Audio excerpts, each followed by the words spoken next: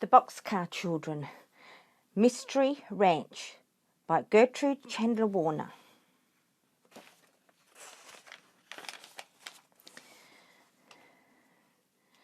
Chapter 1. The Door Bangs. An exciting summer began for the 4 Alden children with the bang of the door. The big house where they lived with their grandfather had been as quiet as a house can be with 4 children in it. Their cousin Joe had gone to Europe with his new wife Alice. Everything seemed peaceful until the afternoon when the door banged. It was Mr. Alden. Benny said, "Hi, Grandfather." "Hello," Mr. Alden answered. That was all. He went straight to the front room and shut that door loudly too. "Well," thought Benny, "what in the world is the matter with Grandfather?" He ran upstairs to the room where Jessie and Violet were reading. "Listen," Benny cried. Something terrible must have happened to Grandfather. He banged the door, and all he said was hello. He always says, 'Well, hello, Benny, and how are you today?'" Jessie shut her book quickly and sat up straight. "Did you tell Henry?" she asked. "No," answered Benny. "I just told you, and that's all the time I had." "Henry!" called Jessie. "What's the matter?" said Henry, coming down the hall. He knew by Jessie's voice that something had happened. "Benny says that Grandfather came in and banged the door and hardly spoke to him." Henry stood still in the door. "Where is our Grandfather now, old fellow?" he asked his little brother. "In the front room with the door shut," Benny answered, "and a bang on that door too." "Oh dear," said Henry. "What can be the matter?" asked Violet. Her pretty little face was white. "We should go talk to him," said Henry quietly. The children looked at each other and started slowly down the stairs together. Henry took a deep breath and rapped on the door. "Come in," Mr. Alden called. He sounded very tired. He was sitting with his head in his hands. "Don't be afraid to talk to us, Grandfather," cried Benny. "That's right," said Henry. "We always tell you our troubles. Now you have a trouble and we will help you." "I wish you could, my boy," said Mr. Alden sadly, "but I don't know what you can do." The children sat down on the floor and waited quietly for him to go on. "I got a letter about my sister." "You didn't know I had a sister, did you?" "No, Grandfather," said Jessie, "but we're a funny family. Once we don't know we had a nice grandfather." "And we didn't know that Joe was our cousin." "That is true, my dear," said Mr. Alden. "Where does she live?" Benny asked. "Out west on a ranch. The nearest town is Centerville," Mr. Alden said. He looked very sad.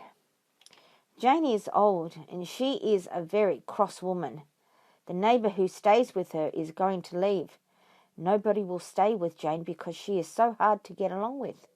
She won't leave the ranch, and yet I can't let her stay there all alone." "Why don't you go and see her, Grandfather?" Benny asked. Mr. Alden gave a short laugh. "Jane wouldn't let me in," he said. "She doesn't like me. I have not been very nice to her either." "Tell us about the ranch," said Jessie. "Well, it's the old family ranch," said Grandfather. "I lived there when I was a little boy. When my parents and I came east, Jane stayed." He stopped. He seemed to be thinking to himself as if the children weren't there. "For a while she did very well," he went on, "but later she had to sell the cattle and the horses. She has only one old horse and some chickens now.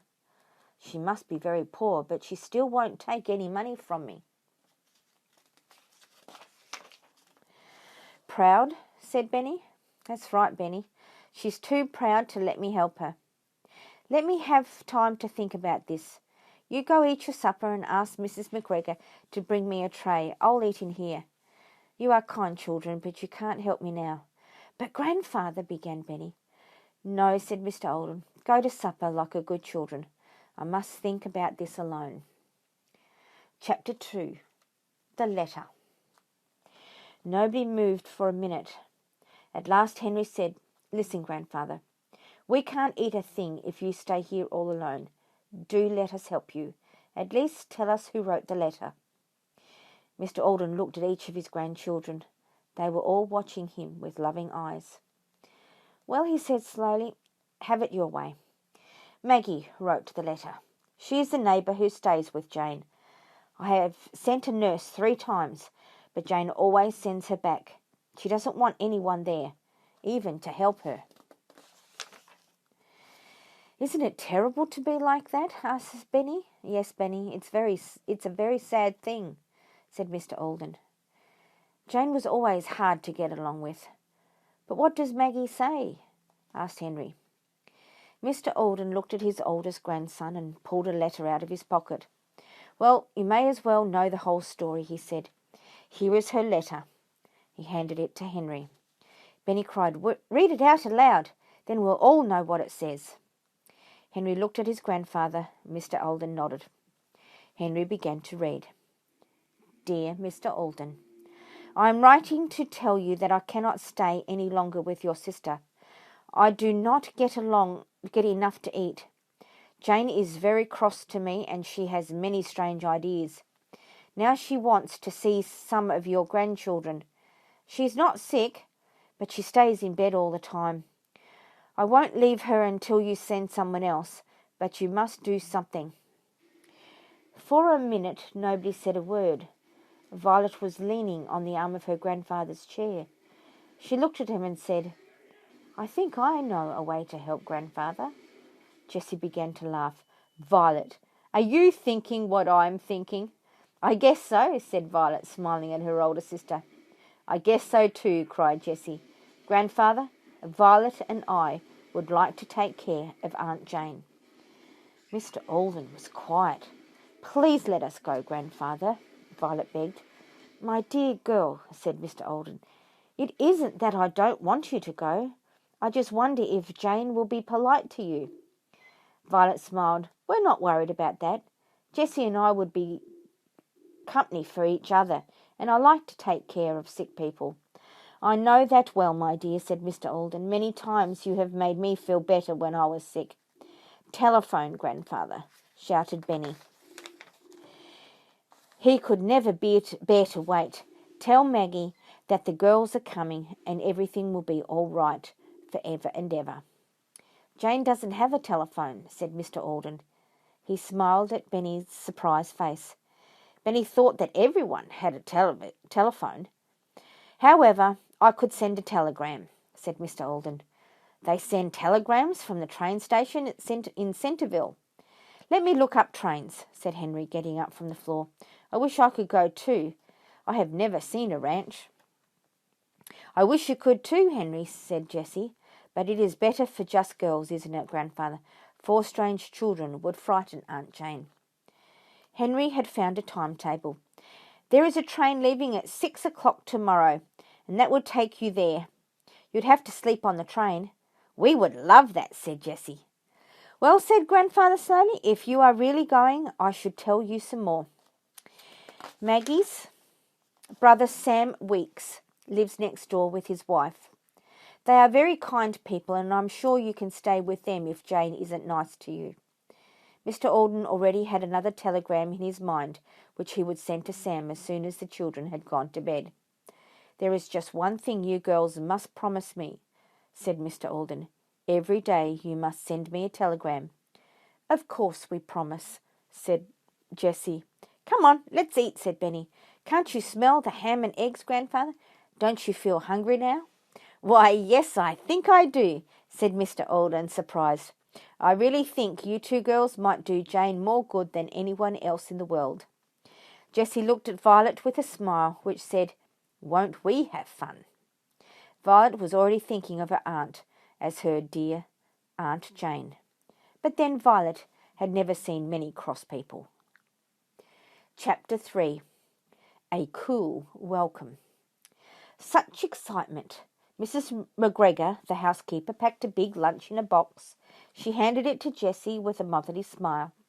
Benny peeked in the box and said, "If Aunt Jane doesn't give you enough to eat, that lunch will last you 2 or 3 days." Mr. Olden took the girls to the train station. He watched them carefully as they took a seat together. Jessie and Violet smiled and waved until they could not see their grandfather. The hours passed quickly for the two girls,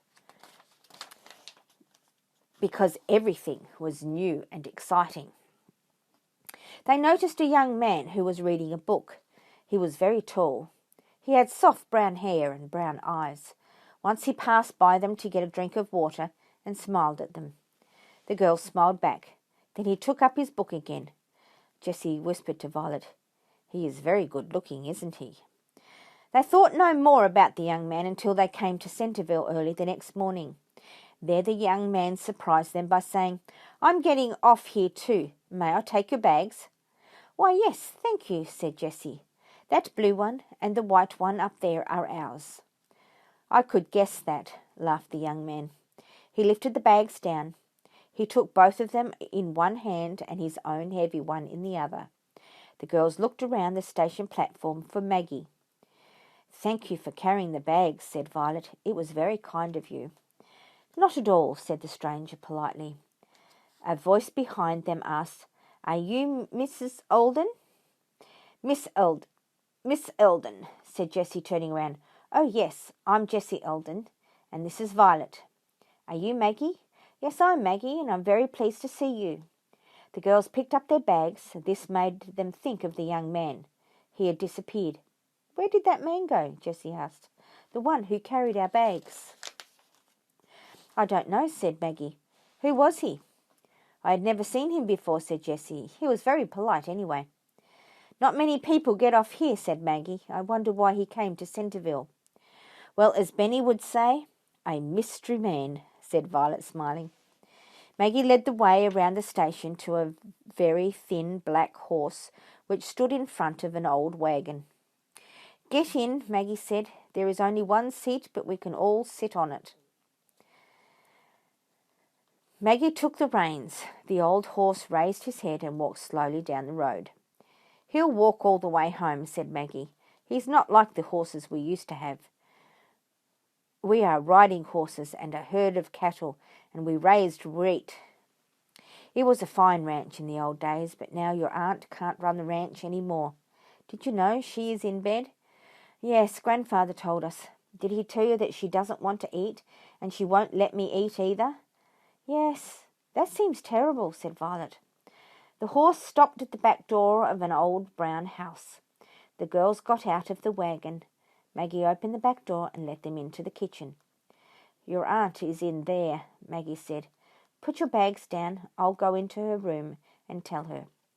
"The girls are here," Maggie said to someone out of sight. The two sisters went quietly into the bedroom.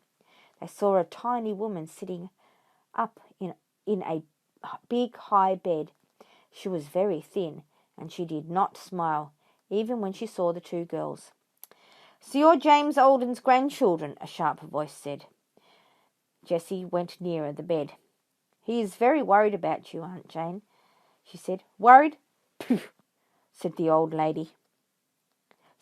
old lady, but she couldn't help liking that friendly voice saying Aunt Jane.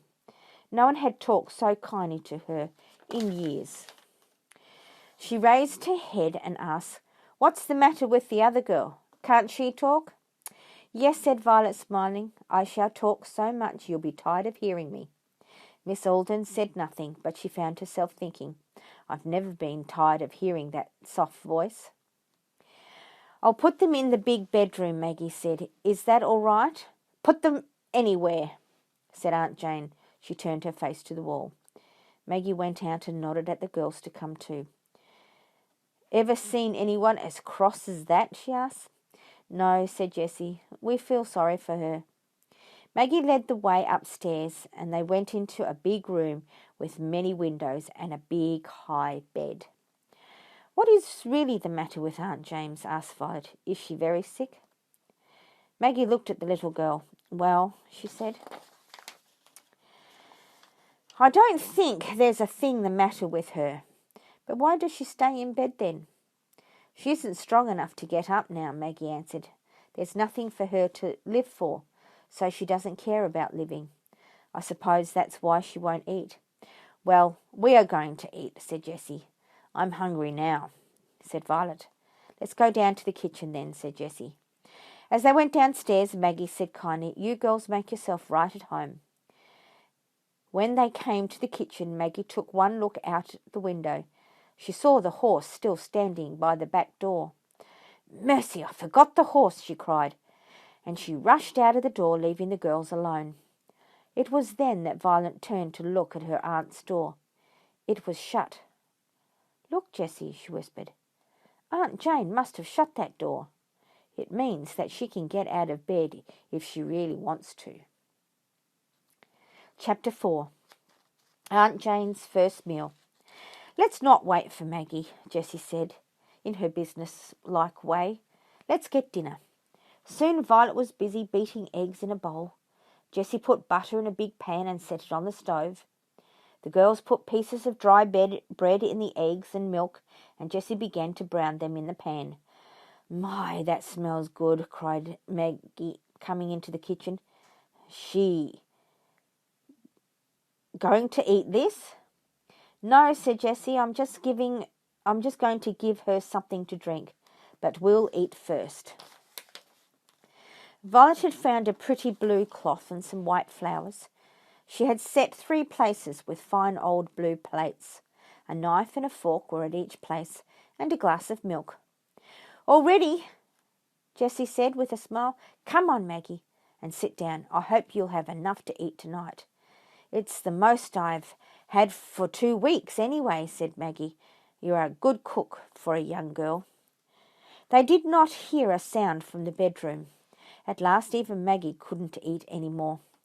Now for Aunt Jane, said Violet, getting up. She opened the lunchbox and took out an orange. I could drink that myself, Violet said, watching Jessie mix the orange juice with a beaten egg. Jessie knocked gently on the bedroom door. Well, come in, said Aunt Jane. Don't stand there knocking. Her voice was cross, but Jessie thought she had been lying there waiting for something to happen. She put the glass on the table, then went over to the bed and bent over the tiny little lady. Aunt Jane, this is delicious, she said. Violet and I made it just for you.